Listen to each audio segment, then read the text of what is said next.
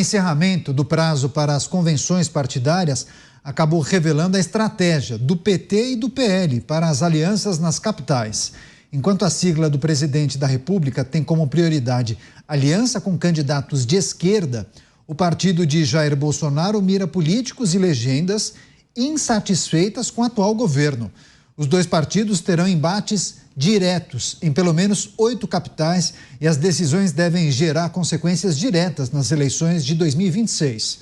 Além disso, a busca pelo apoio e aliança com partidos e candidatos do Centrão pode ser crucial para o PT ou PL saírem fortalecidos na política nacional. Vou começar essa rodada com o Luiz Felipe Dávila, que também monitora e acompanha essas movimentações partidárias, né, Dávila? O PT tem como prioridade firmar alianças com legendas de esquerda. Se a gente pegar, como por exemplo, aqui na cidade de São Paulo, está muito claro, né? Inclusive, PT, depois de tantos anos, não sairá com um cabeça de chapa, né? Sai como um vice, cabeça de chapa do PSOL. Agora, o PL tem uma estratégia diferente.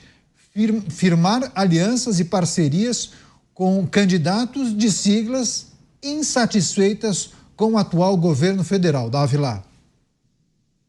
Olha, Caniato, quando nós olhamos para a realidade desses 5.800 municípios, é uma salada que tem gosto para qualquer paladar. Tem lugar que o PT está alinhado com o PL. Olha que coisa extraordinária. Existem coisas mágicas nesse mundo da localidade, porque, no fundo, não importa o partido, é quem é a pessoa. Se aquela pessoa mudou 10 vezes de partido, se já foi de todos os partidos, mas ela é um bom candidato, vai juntar todo mundo em torno daquele candidato. Daí, uma coisa que, aliás, nós vamos ter no nosso programa, é que vamos lançar quinta-feira, entrevista com Dávila. Um dos entrevistados foi o Kassab. E o Kassab diz isso: nós precisamos acabar com essa coligação majoritária, porque faz com que essas coisas esdrúxulas aconteçam. São as coligações que não têm nada a ver com afinidade ideológica, tem a ver quem é o melhor candidato para governar aquela cidade e junta tudo que é partido. O próprio Ricardo Nunes, em São Paulo, reuniu uma coligação com 12 partidos. Então é um negócio, não tem muita lógica isso numa eleição municipal. Isso pesa mais na eleição federal. Daí uma medida importante que nós tomamos que foi acabar com as coligações proporcionais, porque aí era um absurdo. Imagina só, você vota no Beraldo para deputado e elege um cara do PT, porque na coligação proporcional os dois estavam ali num lugar coligado. Aí isso é um absurdo. Isso é bater a carteira do eleitor. O eleitor vota num e elege outro que não tem nada a ver. Então nós acabamos com as coligações proporcionais, mas ainda existem as coligações majoritárias, que justamente acontece com essas coisas. E o que acontece agora é uma briga do dono do partido, que é o PL, com o presidente Bolsonaro, que não quer nenhuma aliança com o partido da esquerda, mas o Valdemar Costa Neto tem outra ideia do que é o partido político. E aí, no fim das contas, quem manda é o dono do partido. Então, apesar de ter divergências, inclusive Bolsonaro vai apoiar candidatos que não são do próprio PL, isso mostra essa balbúrdia partidária que existe no Brasil, que não tem nada. Na verdade, o partido no Brasil é uma frente partidária que tem 2 papéis: dar legenda e distribuir dinheiro do fundo eleitoral para eleger candidato. O resto, tudo é possível, infelizmente, mas isso denigre a imagem da política. Isso denigra a imagem dos partidos políticos, porque o eleitor olha, não entende essa engenharia por trás disso e entende que é tudo farinha do mesmo saco, que não tem nenhuma distinção entre um partido e o outro. E aí nós focamos novamente nas pessoas e não na legenda. Agora, Dávila, já que você mencionou o Entrevista com o Dávila, estamos numa semana de estreias, vários programas novos. Ontem a estreia do Conexão Mota, espetacular inclusive, e amanhã, estreia no dia 8 de agosto, nesta quinta-feira, 10 da noite, depois do Jornal Jovem Pan, Entrevista com o Dávila. Adianta pra gente que o nosso público irá prestigiar, irá acompanhar no programa de estreia, hein, Dávila? Olha, nós vamos ter uma entrevista com o governador do Paraná, Ratinho Júnior, e ele começa a entrevista dizendo algo que nós tratamos hoje aqui no 3 em 1. Ele fala assim: quando você é eleito governador, você precisa escolher se você vai governar para o povo ou para o sindicato. Eu decidi governar para o povo.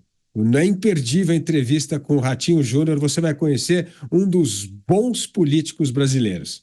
É isso, imperdível. Reforçando o convite, entrevista com o Dávila amanhã, logo após o Jornal Jovem Pan, 10 da noite, aqui na programação da Jovem Pan News. Bom, retomando as análises, agora você, Cristiano Beraldo. Bolsonaro quer se aproveitar da fragilidade do governo, PL firmando alianças com siglas insatisfeitas com a atual gestão e não necessariamente siglas à direita, muitas de centro-direita. A gente pode pegar como exemplo o MDB aqui em São Paulo. Jair Bolsonaro e o PL manifestaram apoio à candidatura à reeleição de Ricardo Nunes. Mas o Dávila mencionou algo que é importante, né? O Brasil é um país enorme, dimensões continentais. E uma coisa que acontece na capital. Agora, no interiorzão tem muita distorção, né? Essa história de agenda do partido, muitas vezes isso fica em segundo plano, né, Beraldo? É porque a legislação brasileira, do ponto de vista eleitoral, ela se dá com uma dose elevada de oportunismo, de desejo de dominação, né? Os grandes partidos cada vez maiores, dificultando cada vez mais iniciativas de formação de partidos. E aí você tem uma realidade onde você, por exemplo, vou pegar aqui o Dávila e o Mota, que tem uma participação grande no Partido Novo, na criação do Partido Novo. Eles estão ali, fizeram uma movimentação diante de um determinado cenário político e aí conseguiram as assinaturas para criar o partido. Fortemente ali Rio, São Paulo, alguns outros locais. Aí vira uma imposição para o Partido Novo criar um diretório no Acre, por exemplo. Eventualmente, não há ninguém do comando do partido que tem relações no Acre. Como é que você vai determinar se uma aliança do partido numa cidade do interior do Piauí, do Maranhão, do Acre, faz sentido ou não faz sentido? As pessoas que estão em Brasília, que estão em São Paulo, elas não fazem a menor ideia da realidade que se existe ali. Só que no Brasil, você não pode ter, por exemplo, candidaturas independentes. Você não pode ter partidos regionais, onde você estimularia a vida política local. Aí ficam as pessoas, às vezes, extremamente distantes do núcleo de tomada de decisão, sendo simplesmente submetidas àquilo que se decide em outros centros, e ali ela passa uma mensagem, olha, acho que devemos por aqui ou devemos por ali, e caberá alguém que não conhece aquela realidade decidir. Então, isso tudo vai gerando essas situações de absoluta distância da estrutura partidária, da ideologia partidária com a realidade dos fatos. E precisa mudar isso, Caniato, mas não só isso. As pessoas precisam ter a oportunidade de votar e verem ser eleitos aqueles que tiveram mais voto. A própria dinâmica da distribuição das vagas entre os partidos para que candidatos do partido que ocupem vagas mesmo tendo menos voto do que o candidato do outro partido. Quer dizer, é uma representação popular ou não é? Porque, de novo, estamos dizendo aqui que não há identidade com o partido diante dessa salada que se forma. Então, como é que você vai justificar que a cadeira é do partido? Não, a cadeira tem que ser de quem teve voto, não é? E aí você tem a questão da distribuição do dinheiro do fundo eleitoral. Por que o dinheiro do fundo eleitoral vai para o cacique do partido dizer você recebe e você não recebe? Ora, se o partido apresenta uma chapa de candidatos, o dinheiro, na minha opinião, o dinheiro do fundo eleitoral tem que ir direto do TSE de forma igualitária para todos os candidatos, porque de outra forma você não produz a renovação da política, você não estimula novas lideranças, Caniato. A pessoa que vai ali, ela já entra de quatro, porque teve que ficar pedindo por favor para o chefão, para o cacique partidário, poder dar espaço, poder dar dinheiro, enfim, está tudo muito errado. Precisa, na minha opinião, começar do zero. As estratégias de dois dos maiores partidos do país para construírem alianças para vencerem, sobretudo, as eleições nas capitais do país. PL tentando se associar a siglas que estejam insatisfeitas com o governo federal, já o PT mirando siglas progressistas, siglas de esquerda. Você, Mota, quais são suas considerações acerca dessas estratégias? São muitos os fatores que influenciam a estratégia eleitoral, né, numa disputa como essa. Eu acho que o fator ideológico é apenas um desses fatores e nem sempre é o fator principal. Eu acho que questões locais, questões regionais, frequentemente são um fator determinante. Eu posso ter aqui uma pessoa a princípio, de uma ideologia completamente diferente da minha, mas nós somos amigos, né? Nós já fizemos coisas juntos, já trabalhamos juntos, e ele vai ser o meu aliado. Eu não vejo o fator ideológico predominando, exceto no Rio de Janeiro e em São Paulo. Aí sim, talvez o fator ideológico seja relevante, mas eu diria que isso depende dos acontecimentos que nós vamos assistir até a eleição.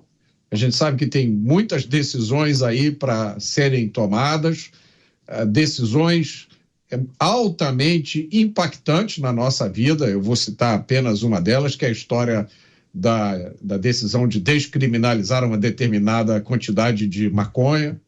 Como essa, tem várias outras decisões.